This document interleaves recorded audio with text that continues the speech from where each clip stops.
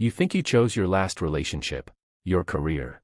Even the fact that you clicked on this video. You didn't, not really. Your subconscious did, and your conscious mind just wrote the excuse afterward.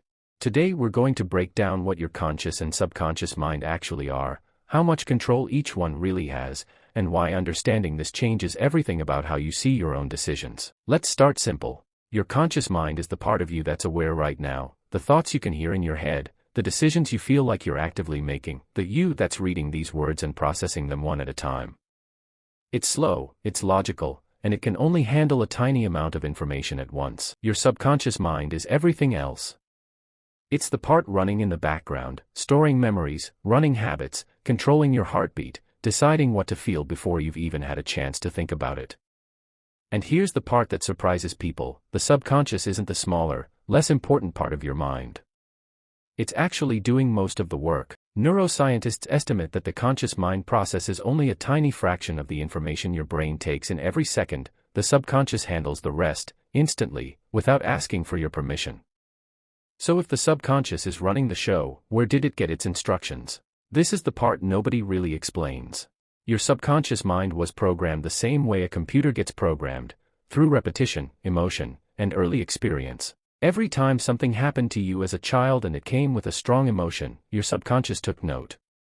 Not the event itself, but the pattern behind it. If raising your voice as a kid got you attention, your subconscious learned that conflict equals connection. If staying quiet kept you safe, it learned that silence equals survival. None of this happened with your permission. You were too young to consciously choose any of it. But your subconscious was recording every single day, building the operating system you're still running as an adult. This is why you can consciously want one thing: a healthy relationship, a calm reaction, a confident decision, and find yourself doing the complete opposite in the moment. That's not a failure of willpower. That's your subconscious overriding your conscious intention, because on some level, the old pattern still feels safer than the new one. Here's where it gets uncomfortable. Psychologists have a term called confabulation. It's when your brain makes a decision subconsciously, and then your conscious mind invents a logical reason for it afterward, and you fully believe that reason is the real one.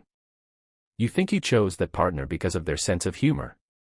But your subconscious chose them in the first 10 seconds, based on a pattern that felt familiar, maybe even a pattern that matches something from your childhood, and your conscious mind simply built the explanation to match a decision that was already made. This is why people keep dating the same type, keep reacting the same way in arguments, keep sabotaging the same goals, even when they consciously, desperately, want something different. The conscious mind sets the intention, the subconscious mind runs the actual behavior.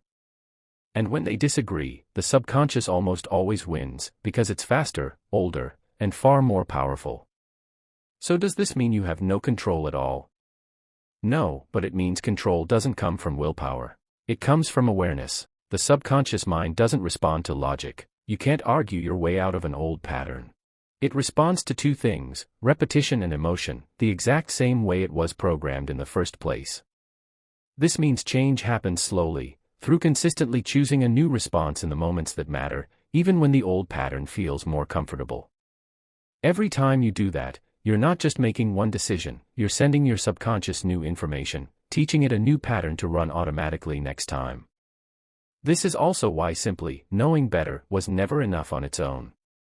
You can understand a pattern completely and still repeat it, because understanding lives in the conscious mind, but the pattern lives in the subconscious. Closing that gap is the actual work. So the next time you make a decision, who you're drawn to, how you react in conflict, what you believe about yourself, pause for a second and ask, is this a conscious choice, or is this an old subconscious pattern wearing the costume of a choice?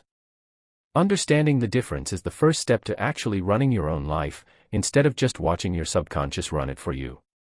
If this made you see your own patterns differently, let me know in the comments. And if you want to understand how to actually reprogram deep subconscious patterns, that's coming in the next video. Subscribe if you want more of this. See you in the next one.